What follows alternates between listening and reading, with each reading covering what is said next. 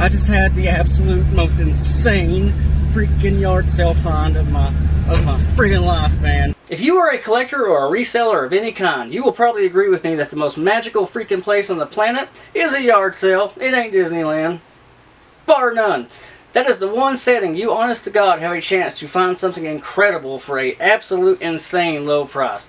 Now, those things don't happen as often as they once did. Nowadays, thanks to things like eBay sold listings, everyone's grandma and grandpa is literally the star of their own antique roadshow. They're an expert in everything. No joke, I once found a Majora's Mask under some pants at a yard sale, and the old man told me $100 for it after he spent 10 minutes looking up. That's just the world we live in now.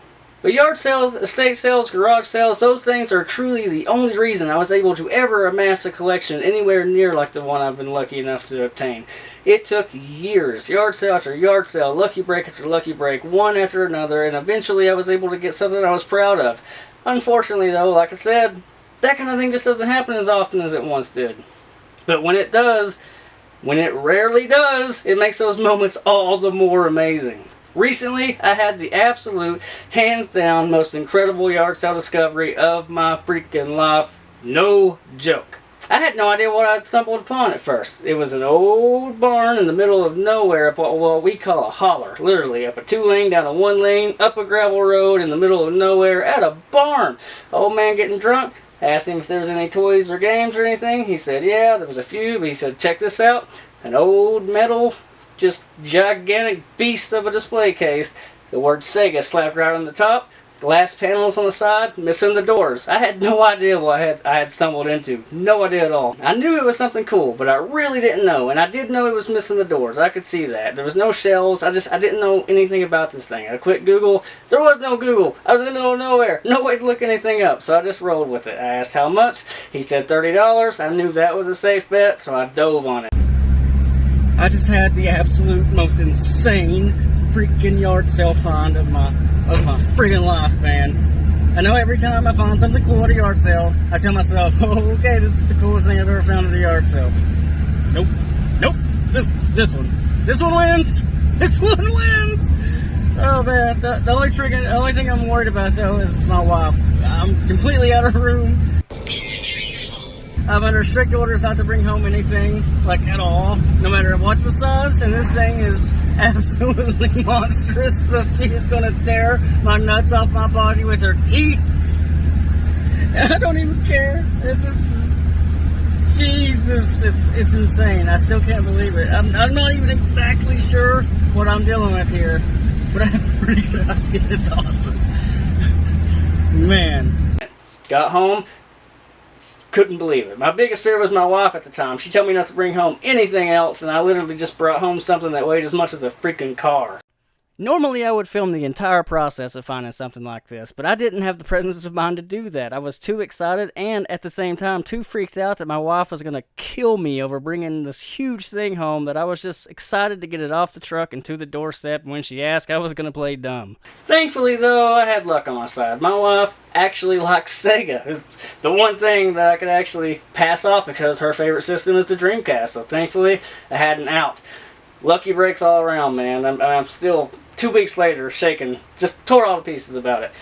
And I was happy with that, missing doors and all. I built some shelves for it, everything cleaned up really nicely, I put some nice stuff in the bottom. As soon as we got this thing cleaned up, we moved it to its new home in my game room and started loading it down with all of my favorite Sega gear. And then we added some lights, because everything looks cooler with lights.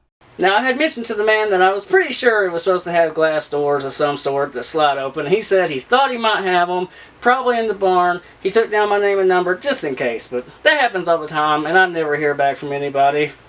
But like I said, all those times where something didn't happen makes the one time where it does all the more friggin' amazing, because he called, and this is what happened.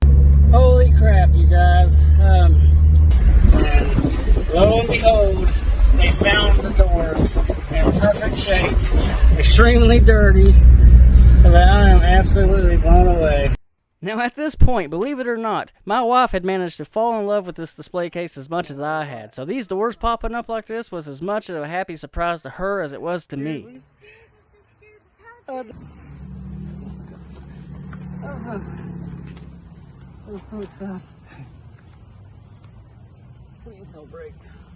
How did it survive on the top of a barn?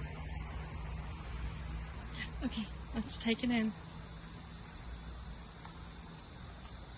Now, the amount of dirt caked onto these doors tells the entire story of this display. These things literally survived life in the top of a barn for 30 plus years, getting kicked around, and somehow managed to not break, just waiting for their chance to get discovered and find their forever home with a collector that would love and appreciate them forevermore. And that is exactly what we intend to do. This thing is awesome.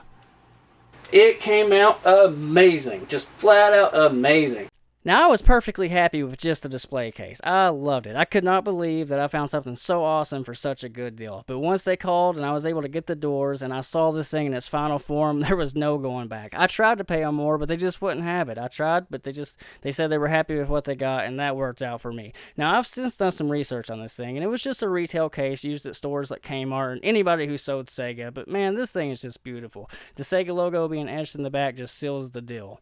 My family was perplexed at first. It was huge, it was ugly, they didn't know what to make of it, but it actually turned into a pretty cool family project, and when it was all said and done, this is what it came out to look like, and I still can't believe it. Just still can't believe it. Now, I say this all the time, but no matter how cool something is, it is always 10 times more awesome when you add lights, and this thing is a perfect example of just that. I mean, look at it. It glows like a freaking diamond with a laser shining through it.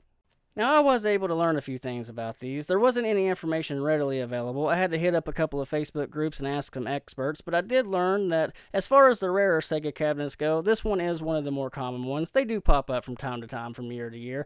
When they do, they're worth anywhere from $1,500 and up, depending on the condition, but this one's worth a little more money to me. I will never let this thing go. It is forever a part of my collection. Thank you guys for watching. I really appreciate it. If you like what you see, if you like this kind of content, please consider liking and subscribing. It helps me out so much. I love doing this kind of thing when I get a chance, and I will see you in the next one. But in the meantime, don't forget to remember how awesome you are.